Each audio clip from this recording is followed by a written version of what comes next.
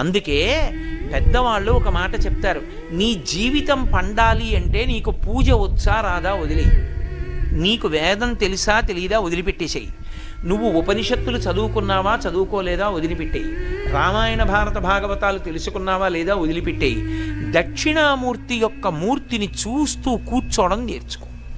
అదొక్కటి నేర్చుకో చాలు, ఏమక్కర్లేదు. ఇంకా దక్షిణామూర్తిని పెట్టుకుని రోజు కాసేపు ఆయన్ని చూస్తే చాలు. మీకు నేను ఇంకా విచిత్రమైన విషయం చెప్పనా?